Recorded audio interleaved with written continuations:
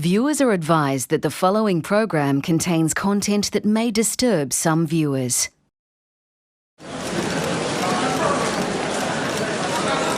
He's convicted of unspeakable crimes against children. I'm a teacher. I'm going into a prison. It's 1 a.m. Is this a movie? Is this a nightmare? You know what it's like to see your husband wearing a shirt that says prisoner? 99.9% of the people believe something happened. It was very tense. It was very emotional. Have you been attacked in the toilet? Yes, ma'am. We have been more than cooperative in this situation. Now the fight to get him and his colleagues out. Where's the evidence? It's as simple as that. Where is the evidence? There is none.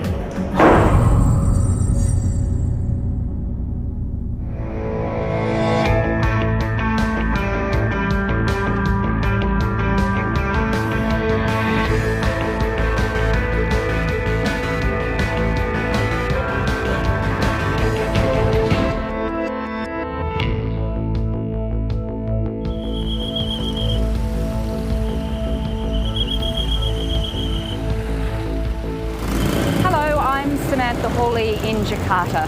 It's a story that's mesmerised this city. An accomplished Canadian teacher and 6 Indonesian staff jailed for alleged child sex abuse at this elite school, where many expats and wealthy locals send their children. The question is, does the evidence stack up? Prosecutors say it does, but critics say there's been a gross injustice. Tonight and next week we'll bring you the remarkable story of Neil Bantelman and his fellow accused. A story in which one person has already died in police custody amid claims of torture. We begin with this report from the Canadian Broadcasting Corporation's Fit the State program, which we then follow up with our own investigation. The CBC reporter is Mark Kelly.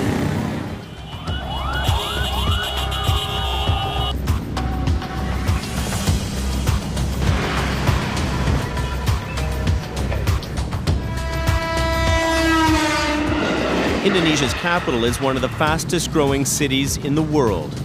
Some come here for the adventure, others for the opportunity. Neil and Tracy Bantelman came here for a little bit of both. It was a world away from Calgary, where the 2 school teachers had met. Neil was a popular phys ed teacher at a prestigious prep school. Tracy devoted her life to teaching elementary school. It was their love of teaching and travel that brought them to Indonesia, where they both landed jobs at the elite Jakarta International School. I feel like paparazzi. The school had everything we were looking for, and we were willing to take that step to live in Jakarta despite, some of the challenges that people face living in this very big city. He and Tracy were sort of rock stars of the international circuit in that year. This very dynamic teaching couple that was highly regarded, and their reputation was just fantastic. And what a place they chose to work. Every morning, the children of some of Indonesia's wealthiest and most privileged families are dropped off. Some by school bus drivers, some by their own drivers. It's a privileged place. Parents here pay a lot for the education, so they expect a lot from the school. Neil and Tracy were up for the challenge. I certainly felt the first time that we walked on campus, it had that feel that, something great is happening here. The school sits on 40 acres of lush land here in South Jakarta. This is kind of like the Beverly Hills of this bustling city. So it's easy to understand why the staff consider their school a haven or an oasis, though others would say they're living in a bubble. And in March 2014, that bubble burst.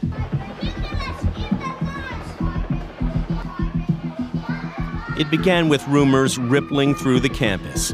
shocking allegations of child sexual abuse in dark corners of the sprawling campus. And the rumors came from one mother. An emergency meeting was called by panicking parents. Maura Quick was there, along with almost 200 others. When we all came to that meeting, we all believed, well, maybe not all, 99.9% of the people believed something happened. It was very tense, it was very emotional. The meeting, the explosive allegations, and the parents' growing concerns all recorded on Maura's phone. Lock him in the toilet and then undress him. And then he put this bird inside my back so deep until my whole is cracking.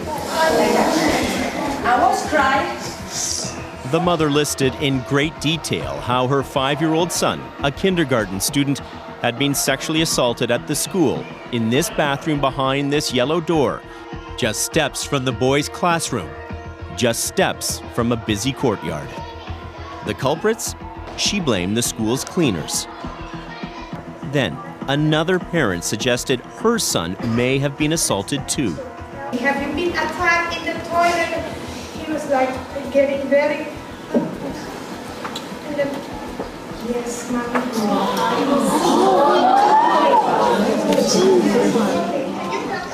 People were angry. It wasn't just emotional and gasp anymore, but it was angry. People were talking about, let's get into our cars and go to Tarogong, that's the main street where the school is, and ask them to close the school. I felt that the mob mentality wouldn't help. If anything, it would hurt. The lynch mob was forming. Almost everyone was convinced something terrible had happened at the school. When these allegations first surfaced, did you believe that that child had been sexually abused? Why would you not? When a mother comes to the school and says that my child has been sexually abused, why would anybody think that that didn't happen? I was shocked. How could this happen? You're horrified. When some kind of allegation like this comes forward, it creates massive hysteria. Days later, that hysteria spread like wildfire when the mother went public. She met with police, with news media in tow, claiming she now had proof her son had been sodomized at the school. She waved around a lab report that she said revealed her son had contracted the herpes virus from the assault.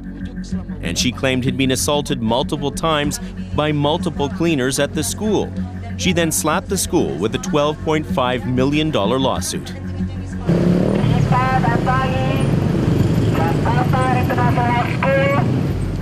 The school's curated calm was shattered as angry demonstrations grew outside the gates. Police hadn't even completed an investigation yet, but the public had already reached a verdict. The school was guilty. In the age of social media, that can spread like wildfire, and that's what happened. And there was a time when, people were saying, look, you've got a huge portion of the country that believe these allegations. The 5-year-old boy was questioned by police and shown pictures of the cleaning staff.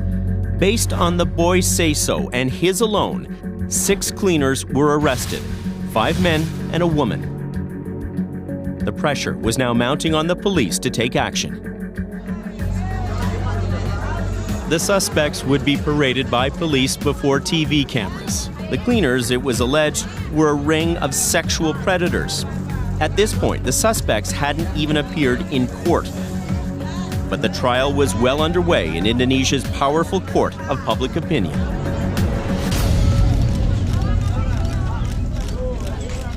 The cleaners were brought to this police station for questioning, though all along they maintained their innocence, saying they did nothing wrong. Then overnight, everything changed. One by one, they confessed.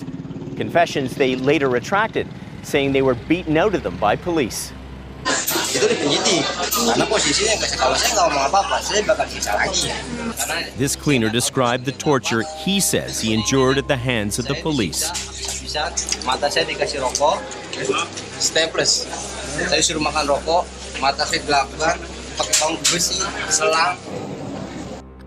One of the cleaners, a 27-year-old named Aswar, wouldn't make it through the night. Within 24 hours of his arrest, he was pronounced dead. Police said he committed suicide by drinking bleach in the bathroom at the police station. But that version didn't seem to square with this picture of the victim, his bruised and battered face still swollen, even in death. But with confessions in hand, the cleaner's convictions were now inevitable. The 4 men received 8 years each. The woman got 7 years as an accomplice.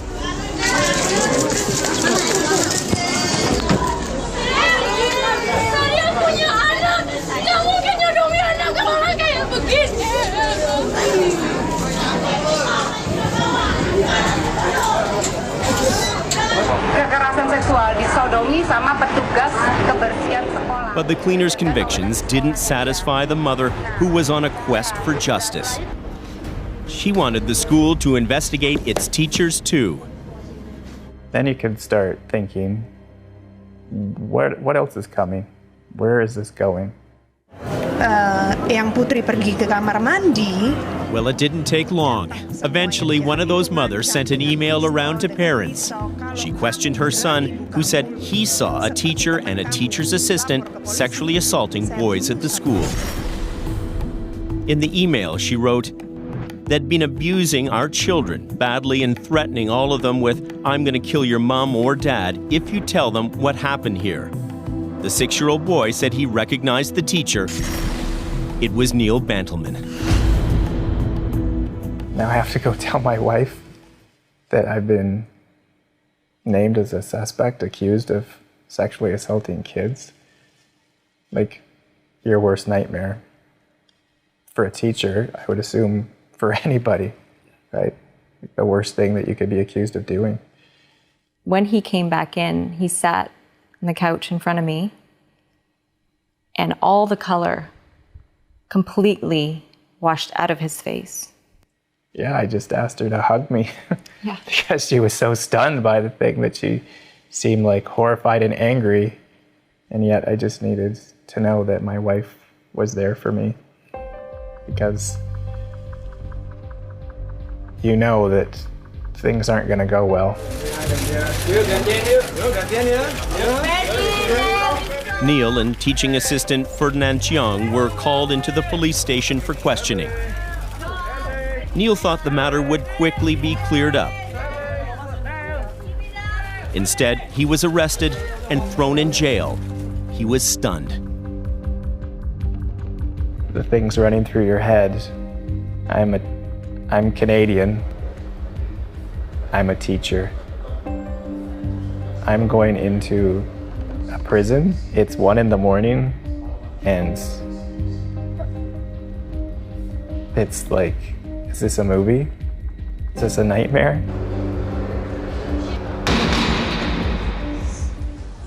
Go into this cell, there's 7 or 8 other guys in there, and you don't know what to do, where to sit, who to talk to, if you're gonna make it that night. I mean, you're going in with allegations that you abused children. This is the worst allegation that you can go into prison with. This is where you hear that, this is where you get your justice, or the street justice, as they say. So, yeah, we're terrified. He looks so broken. I grabbed him and held him, and he just said, "Get me out of here." But standing in their way was a mother on a mission. Convinced her boy and others had been sexually abused at the Jakarta International School, and she took her case to the public. Please go, don't hurt me. Go away. Ampun, Mbak. Ampun, Mbak. The mother, who goes by the name Pipit, appeared on Indonesia Lawyers Club. It's one of the most popular TV shows in the country where true crime stories are hashed out in public. She concealed her identity, giving her the look of a masked avenger crusading for justice. Nah, ini kan konteksnya anak saya kecil, bukan diperkosa sekali dua kali, tapi berkali-kali. Ini berarti bukan cuman pelaku yang salah, sekolah lalai juga, betul nggak? Iya. Nggak bisa gitu, sekolah harus tanggung jawab dong. Jagalah anak Anda masing-masing gitu. Her case and her cause were winning her support right across Indonesia.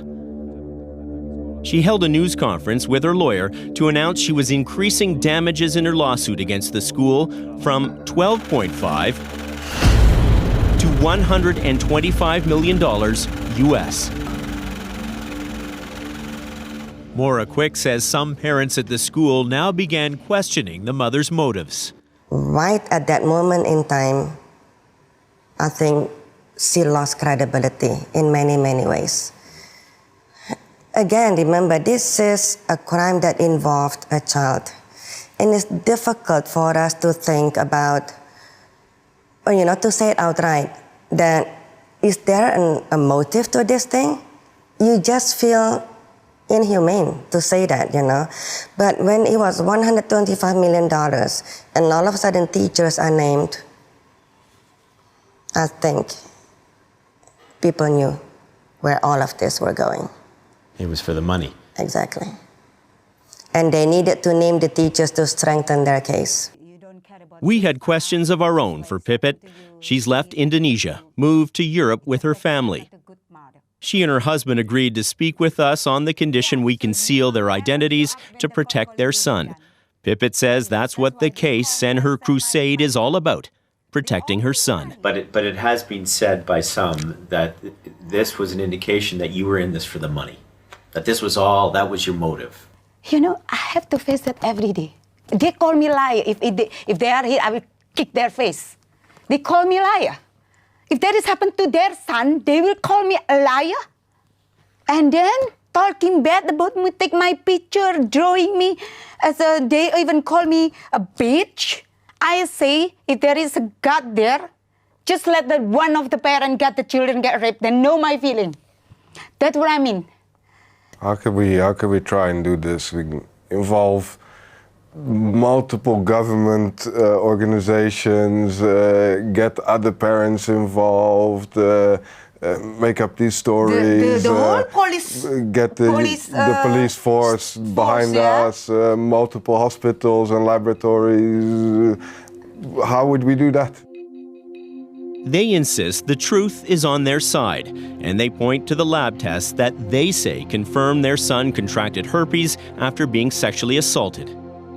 You believe that there is solid, physical, medical evidence that your child has been sexually abused? Yes. Because it's not somebody is telling me, but the doctor that I met that checked my son, I asked, and then go to another doctor in the police, right?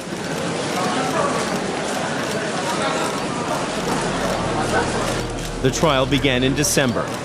The courthouse was crawling with media.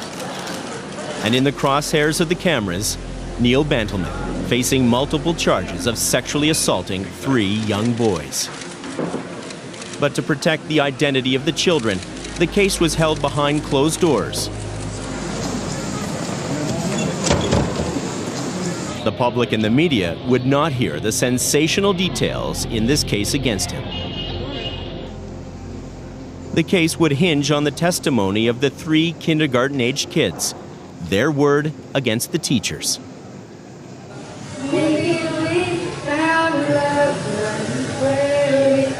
Outside the courtroom, Bantelman had the unwavering support of the school and its students. Who's at school if you're all here? Inside the courtroom, it was a different story. According to court transcripts, the judge repeatedly dismissed key medical evidence and expert witnesses who testified for Bantelman and teaching assistant Ferdy Chiong. The courtroom drama would last more than 4 months. In April 2015, it took the judge almost 9 hours to read her verdict. It was a blistering indictment of Bantelman. The defendant did not admit his crime or express regret for his deeds, nor did he apologize for what he did, which psychologically damaged underage children. There is no reason to forgive the defendant. He should be found guilty, she said. I practiced being stone-faced and emotionless so that, if anything, they could take my freedom away, but they couldn't take my dignity. I didn't want to give anybody the benefit of seeing that they could break me, or me showing my frustration or anger or sadness. Neil Bantelman and Ferdinand Chiang were convicted and sentenced to 10 years at Jakarta's notorious Cipinang Maximum Security Prison. What was your reaction when he was found guilty? I was so happy. We were very happy, yeah. I think for us it was more relief that we got justice. Today was a complete miscarriage of justice, and we will continue to fight until the truth comes out. So thank you.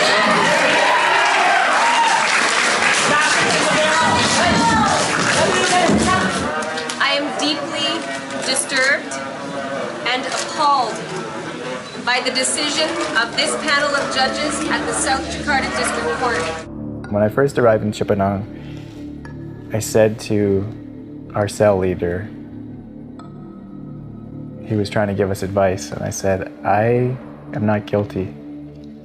And he's like, it doesn't matter. And I remember his words, because he was right. Once you get to that point, you're guilty. So what are you going to do about it, is what he said. Put all your emotions aside, be practical. What can you do to get out of this situation? You need to start thinking about that. Don't think about getting out and getting a non-guilty verdict, because it's not going to happen. But his wife, Tracy Bantelman, believed it could happen, believed her husband could be freed. We have been more than cooperative in this situation, and my husband has been mistreated by the law. So she began speaking out against his conviction, while seeking out support to have him released from prison. The school went one step further, hiring a private investigator to look into the case. He interviewed the alleged victims, their parents, and Bantelman's colleagues. He gave his report to the head of school, Tim Carr. We believe that an injustice has happened here. Carr says the investigator's conclusion was unequivocal. Nothing actually was perpetrated on the campus. The allegations that have been made, we believe to be utterly false. Bantelman's conviction was based almost entirely on allegations made by 3 kindergarten kids. But what about the forensic evidence? How exactly did police link him to the assaults? The Fifth Estate examined the extensive court documents to deconstruct the case against the Canadian. We looked for any solid evidence linking him to the alleged crimes. Here's what our investigation uncovered. June 13th, police raided the school, combing the building, looking for clues. First of all, Bantelman's office. Could a rape have happened here? Take a look. This is the office. 4 walls made entirely of glass, smack dab in the busiest part of the school. The boys told police they were attacked during school hours, and yet police couldn't find one witness who saw any of the alleged victims in the office. Police would also search the second floor. This is the footage that was taken as the investigators picked through the staff lounge looking for evidence. Watch as Pipit walks police through her version of the crime, even directing her son to show the investigators where he says he was assaulted. The boy said he was attacked in a secret room near the lounge. He also said Bantelman used a magic stone and a blue potion to numb him before the assaults. Police turned the lounge upside down, but never found a secret room, nor did they find a magic stone or any evidence of a blue potion. They did find this blender, which they claimed was used to mix the potion. And that was about it. They couldn't find any DNA, fingerprints, or once again, any witnesses to prove the boys were ever inside the teacher's lounge. Nothing. But then there was this, perhaps the most emotionally compelling and troubling evidence in the case. Those lab reports which Pippitt carried with her, which seemed to prove the young boy had herpes. Not one report, but 4 of them, taken over a period of 19 months, which the parents said was conclusive proof the boy had been sexually assaulted. You've shown me the tests that show that your son has herpes, but is it possible that that came from I already asked the doctor. A different way other than being sexual? I already asked the doctor. Sexual intercourse. What they say, sexual intercourse. Even the doctor that checked my son now, the one in here, I asked her, what do you think after you see all of this? And then yes, she says it's only sexual intercourse. The herpes claim is critical to the case and the convictions. But what would an independent expert say? We asked Dr. Suman Chakrabarty, an infectious disease specialist in Toronto, to put the tests to the test. We began by showing him the results of the first one done on the boy in Indonesia, which suggested he may have been exposed to the herpes virus. But Dr. Chakrabarty says these results would never stand up in a Canadian court. It's using a test that's not reliable, and what I would want to do is, I would say, okay, this is possible, but we should get more confirmatory testing with something that's more reliable. Okay, so that's exactly what the mother decided to do. And then she went to a lab in Europe and had that test done, which she pointed to me when I met her and said, there you go, confirming once again, my son has herpes. Does that confirm that? No, this test is actually saying that herpes is negative. So there's a clinical note here saying that this is the reason why we want to do the test. But when you actually look at the test result, it's saying it's negative. The child has not been exposed to herpes. But the mother insisted the test she had done did confirm he'd been infected. So we asked her to get one more independent test done at a European medical clinic of our choosing. With her full support, she took her son to confirm if he did indeed have herpes. This is the one that she had just done. Yeah. We asked her and she agreed to do that for us with her son. It's negative. Negative. Now, another interesting thing is, pretend the initial one from Indonesia. If that were truly positive, this should be positive afterwards. Mm-hmm. So this is now negative, which actually retrospectively proves that the initial ones were false positives. So this is the confirmation. That's the confirmation. Right. Beyond a reasonable doubt, this child has not ever been exposed to herpes. Instead of being comforted by the news her son is herpes-free, Pippitt insists the European doctors got it wrong. She maintains her son has the virus. You still remain convinced to this day that your son was sexually abused. There Yes. is no doubt. No doubt. No doubt. Do you believe that Neil Bantelman sexually assaulted your son? Yes. Yes.